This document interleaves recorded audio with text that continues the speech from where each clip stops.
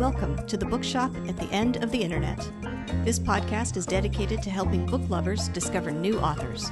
Like all the best bookshops, this podcast is filled with all kinds of books and all kinds of authors. So tune in, browse around, find a new author, and discover a new favorite book at the Bookshop at the End of the Internet. I'm Stacey Horan, author, book lover, and host of the Bookshop at the End of the Internet. This is episode number 197.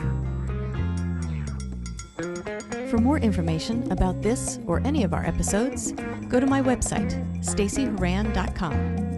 If you enjoy the podcast, leave us a review, like us on social media, and share us with your friends, family, and fellow readers.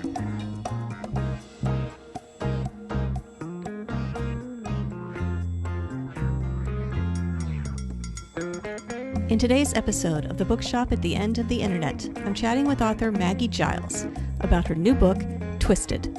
It is Maggie's second novel and the first book in a duology, with the final installment, Wicked, due out next year. In Twisted, a mysterious drug is believed to be linked to several unsolved murders.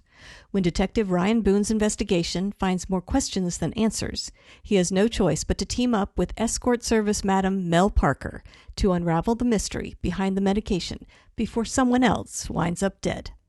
Maggie also discusses her debut novel, The Things We Lost. This book is a suspenseful take on the idea of an alternate reality. The main character, Maddie, has been haunted for many years by the death of a close friend. When Maddie wakes up one morning to find herself in a different life, one in which her friend is still alive, Maddie thinks she's been given a do-over. But this second chance may mean giving up the life she had and never seeing her kids again. In this episode, I'll chat with Maggie about her writing journey, how she writes her novels while dealing with aphantasia, a characteristic that means she lacks a visual imagination, and the reactions from her readers to the very human ideas of second chances and having a do-over, as well as a few other things coming up.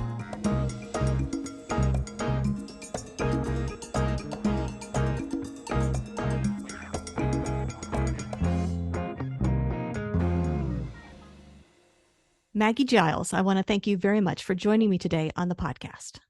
Thank you so much for having me. I thought what we could do today is talk about your new book, Twisted.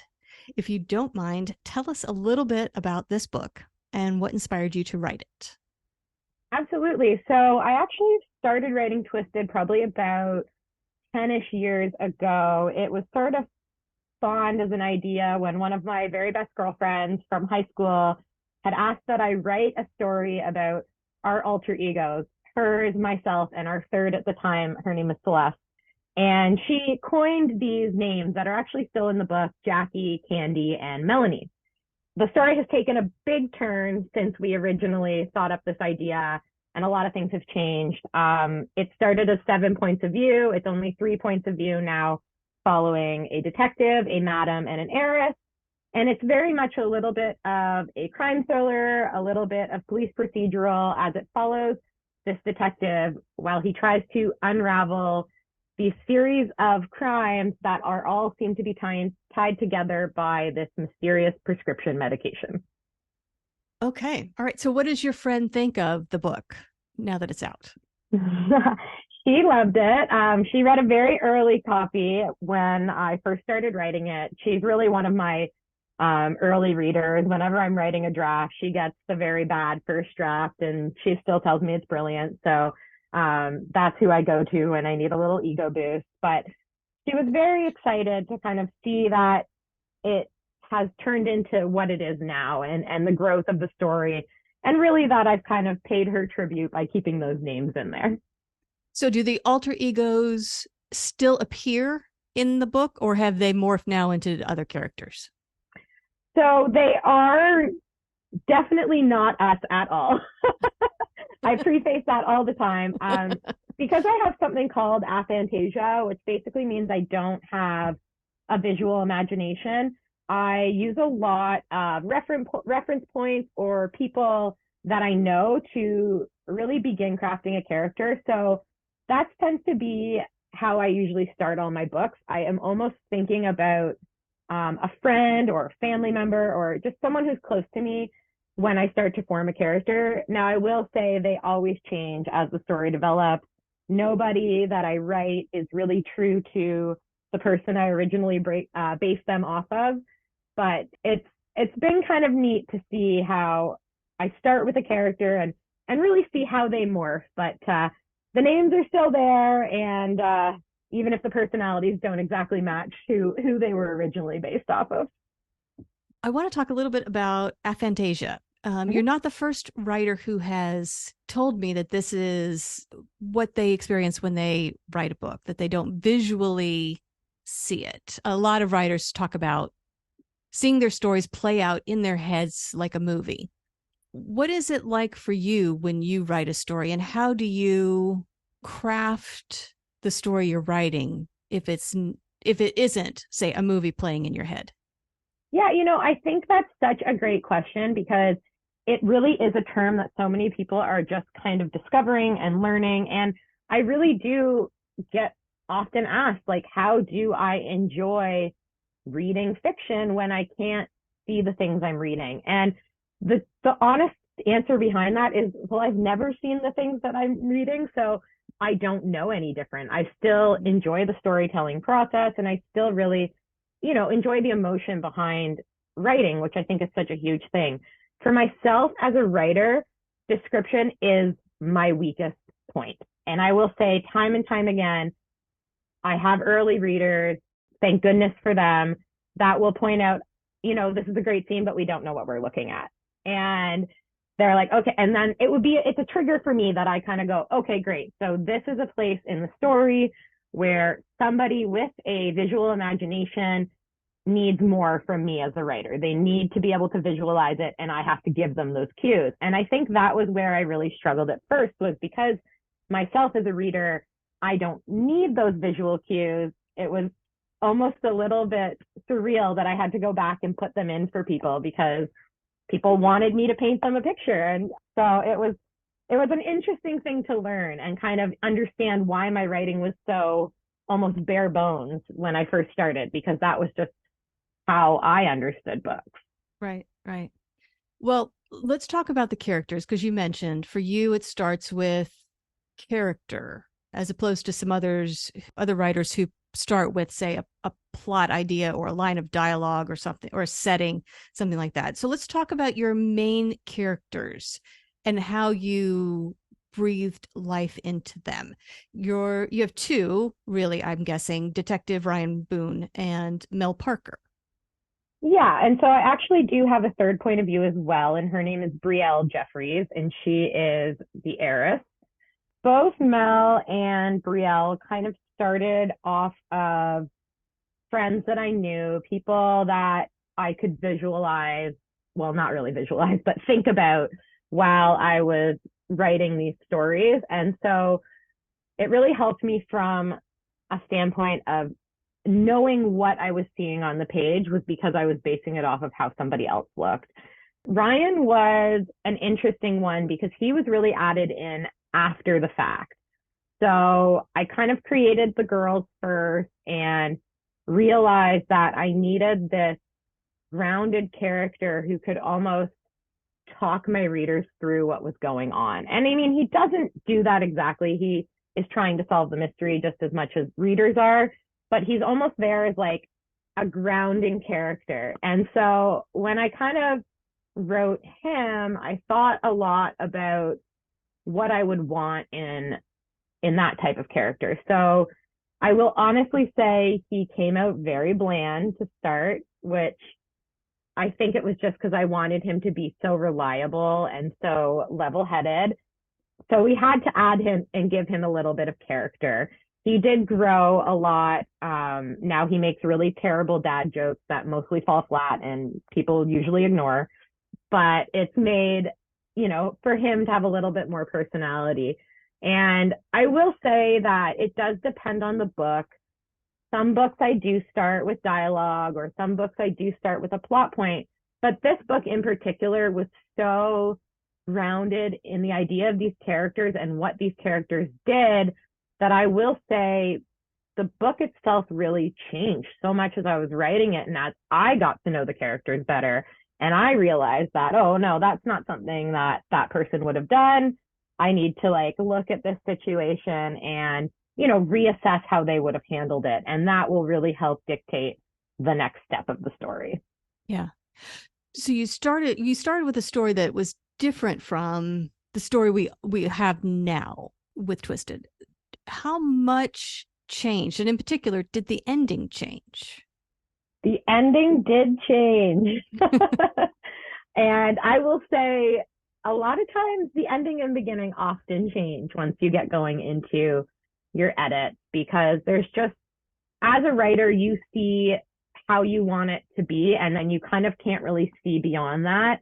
But as soon as you start collaborating on a novel with other people in the industry, they see things and they have ideas that you just, not that you aren't good enough to think about them or anything, but you have such an idea in your head that you almost can't see anything else. So when you have somebody there that comes in and goes, oh, well, like, what if you did this? Or what if this character did this? And it almost just opens up a whole other option. So with Twisted, I did have a lot of collaboration early on. That was how it went from 7 points of view to 3, which was a really, really big change for me. A lot of the story integrity stayed the same because I was able to really tell parts of the story that had been in one point of view and shift it well to a different one because of the particular scenario. But I did have some characters that were fully off script and off the page and weren't really able to be put into another point of view. So that was where I really struggled when I had to really bring it down to 3, was really how to figure out to include all the information that readers got from these 7 points of view and somehow make it clear in only 3 points of view. How long did it take you to write this one? So I will say that I probably worked about maybe 3 years on it consistently. And I will preface that with, it was one of the very first books I wrote. I think it was maybe my second or my third book I wrote. So I was still very, very new and very green to the process. So it doesn't take me quite as long to write a book now, but I will say from start to finish, it was probably about 3 to maybe 4 years consistent. That's possibly less than a lot of writers' first novels. So yeah. That's actually pretty quick, I think, for a book from initial conception, particularly one that has gone through so many changes. Mm-hmm. Yeah. I feel good about it. Yeah. So, and the bonus for readers is that Twisted isn't just a standalone, it's part 1 of a duology. It is. So can you give us a little bit of an idea of what's to come? Does the story continue? Is it a different perspective we're going to see? What can we look forward to with book 2? Absolutely. So I think what's so great is how you asked me about the ending of Twisted. And I will say, when I first started writing Twisted, I did not have Wicked in mind, which is the sequel. As I kind of wrote more of Twisted's story, I realized there was a lot more to the story. There was another novel and another character who could come to the forefront. So in Twisted, Detective Ryan Boone is one of my point of view characters. However, in Wicked, he is still present, but he's no longer a point of view. So he is in the background of a new character's point of view. And somebody who's very consistent through Mel's point of view, his name is Blaine, actually gets his own point of view in Wicked. So he kind of gets to tell his side of the story. So it does continue where Twisted ends. It's a few months after, but it kind of goes into the same story, and it focuses more on the prescription medication that is very prevalent throughout Twisted. How much of the say original ideas or extra characters that you ended up having for Twisted made it into book 2, or did you slide all that to the side and start Wicked afresh? So Twisted still tells the full story it originally told. So none of those characters, with the exception of the 2 that I had just mentioned, really move on to Wicked. Well, they're still mentioned because there are references to Twisted throughout it. It is in itself a whole separate story from the original kind of storyline of Twisted. And your process for writing these two books, is that the way you normally write a book? Start with a character, develop a storyline, and then through the editing process, shift it and change it and twist it and move it around. Is that normally how it works, or is that unique to Twisted and this duology? I think that's pretty common with how it works. The really interesting thing about Wicked was I started it many years ago, kind of after I'd finished Twisted. I spent some time pitching Twisted and didn't really get too far with it. So I'd kind of set it aside, as we often do, and started something new. So what I had done was I'd probably had about 20,000 words of Twisted, which is maybe like 6 or 7 chapters written. And when I pitched Twisted to my publisher and they were very interested in it, I had kind of said, I've started writing a sequel. Do you want me to finish it? Because I wasn't about to finish writing a sequel if they weren't interested in picking it up, because what's the point in writing a second book if it's never going to go anywhere? And that was sort of why I'd stopped all those years ago. So I kind of got to pick up Wicked in the middle of it after years of putting it aside. So it was very interesting to come at it from a fresh perspective. And because it is 3 points of view, I kind of wrote the story in a way that I've subtracted everybody's chapters into their own document and wrote their story, and then kind of went and filtered them all together. So it was an interesting process having so many points of view to contend with. A lot of my other work really only has 1 or 2 points of view, and I find those to be a little bit easier to keep track of what's going on, because once you get a few different heads in there, you start to go, did this happen in their point of view? Should they know this yet? And just sort of fun stuff like that. So it's always a little bit of a puzzle on its own. Right, right. Well, I want to talk about the first book you put out, The Things We Lost, because it's a bit different from Twisted and Wicked. Yeah, it is. It's actually more of a women's fiction suspense, whereas Twisted and Wicked really fall into the thriller category. I do still write most of my books with some sort of suspense. I kind of say everything I write has a little bit of mystery, murder, and mayhem. And, I think with this book, it was so fascinating that it was picked up as my first book, because it really did start as a passion project. It is about a woman who's in her mid-30s, married, 2 kids, and very unhappy in her marriage. She makes this decision to have an affair with an ex-boyfriend, and on the night that she decides to come clean, her husband doesn't come home, and she gets drunk and makes this foolish wish of, what if I'd never met him? And the next morning she wakes up, she's 26 years old again, and she's in an alternate past. She should have met her husband 4 years before, and she hasn't. So there's all these things that have now changed. And when she'd been in university, there had been this mysterious accident where a friend of hers had died. And now in her new life, that friend is still alive 4 years after her funeral should have been. So something about this changed path affected Maddie, my main character, and this girl who didn't end up dying.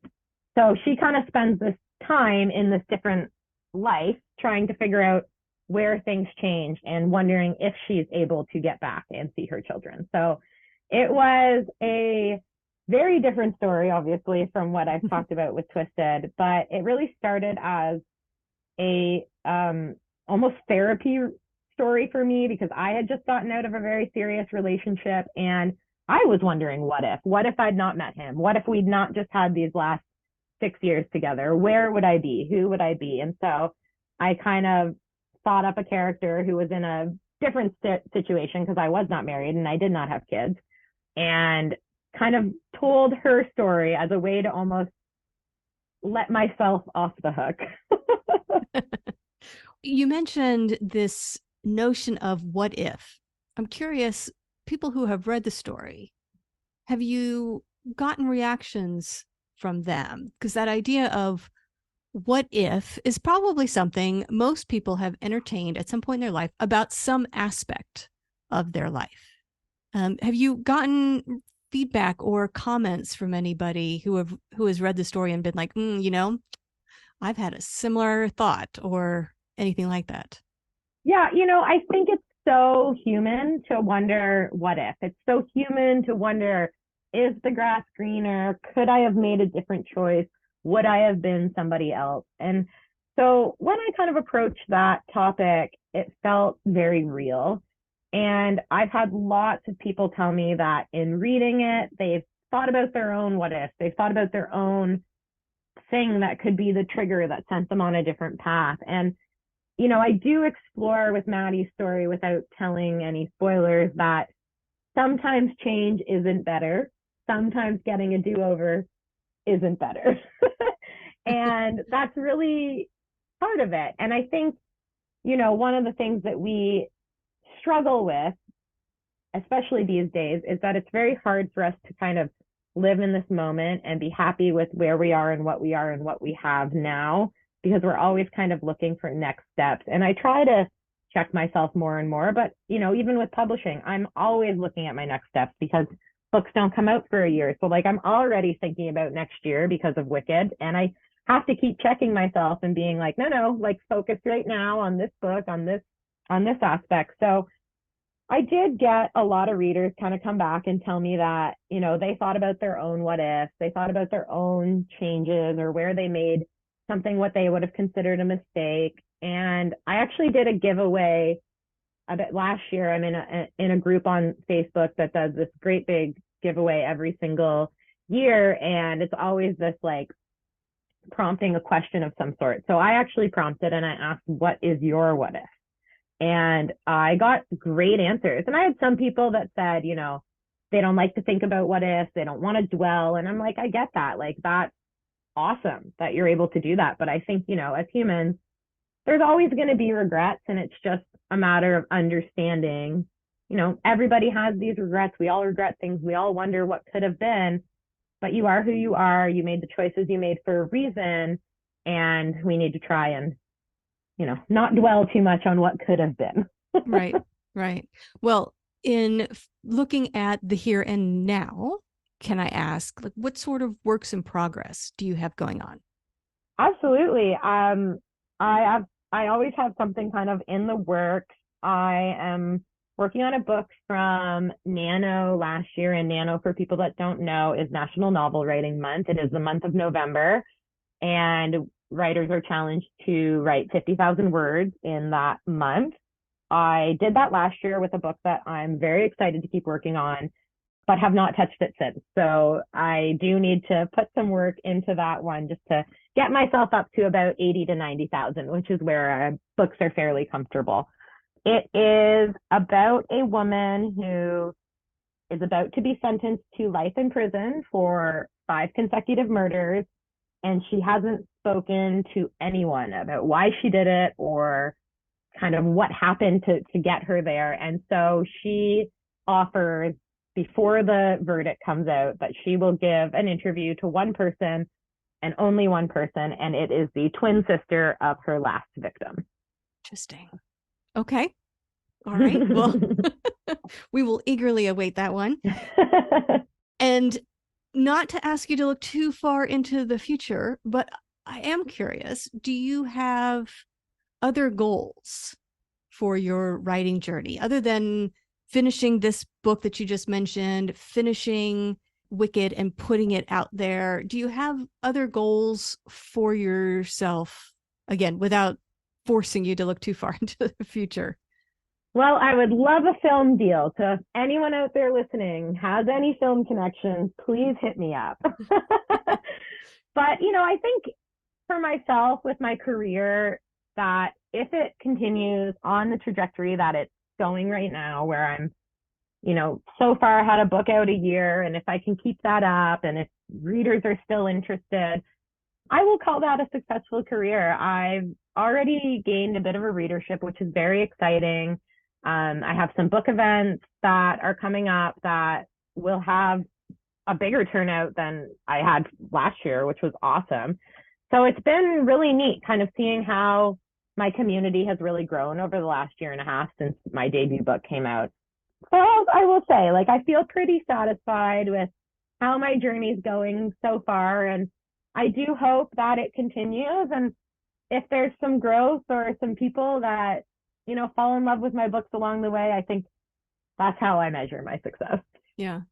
What do you find to be the biggest challenge for you now? You've written several books, so I'm curious, what challenges you now as a writer, as an author? And is it the same thing that you found challenging when you first started writing?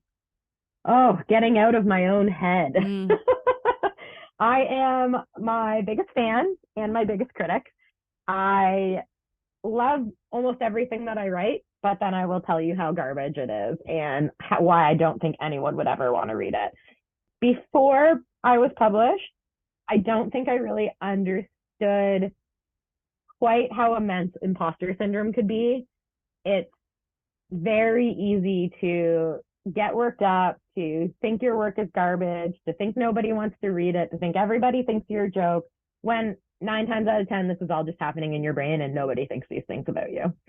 So I think that's where my struggles are now. When I first started, I really didn't understand how to write a book. So the actual act of writing was a lot more difficult and really trying to craft a story. I think I've got a decent handle on that now. I'm feeling a lot better about my first drafts and where I'm going with storylines.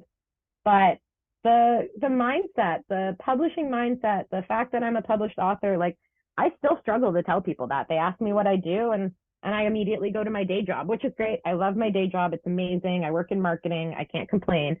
But I do have to check myself and be like, yes, I am also a published author, and toot my own horn a little bit, because it's easy to think that you're not supposed to be here and nobody wants to read your work and you're just trash and you have no idea why somebody took a chance on you. So it's probably the biggest struggle. I have to remind myself daily that I'm a little bit in my own head. Nobody's thinking these things. It's like the pimple on your face that you can see and nobody else can see.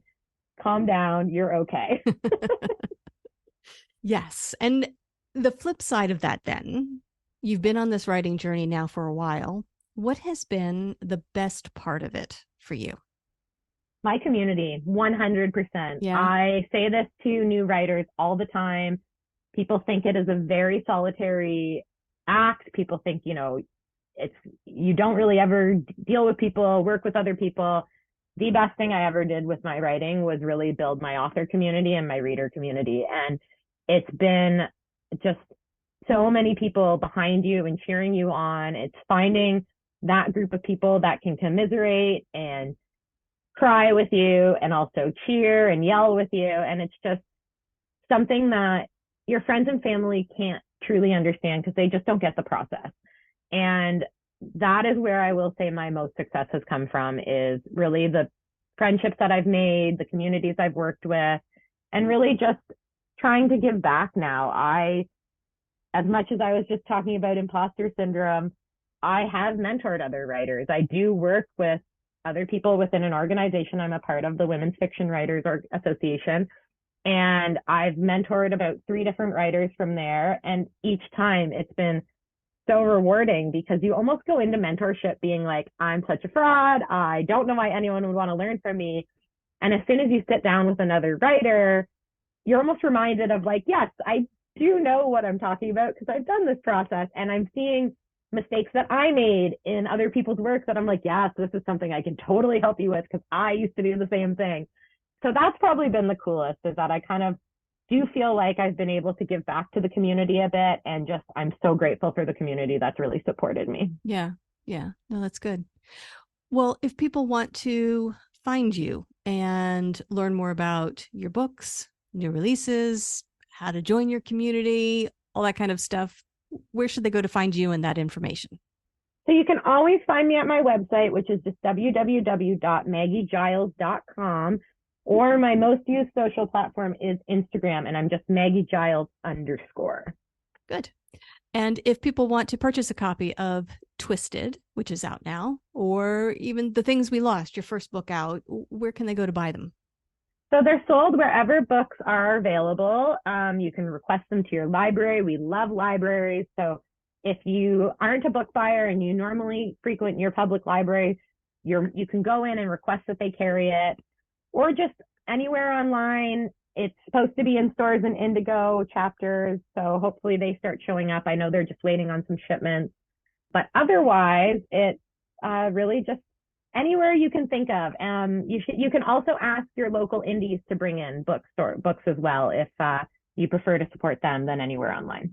Good, good. Well, Maggie, I want to thank you very much for joining me today on the podcast, and I want to wish you luck with Twisted and Wicked, which will come out next year. We'll look forward to that, as well as your work in progress. So congratulations on everything you've accomplished so far, and best of luck with the rest of your writing journey.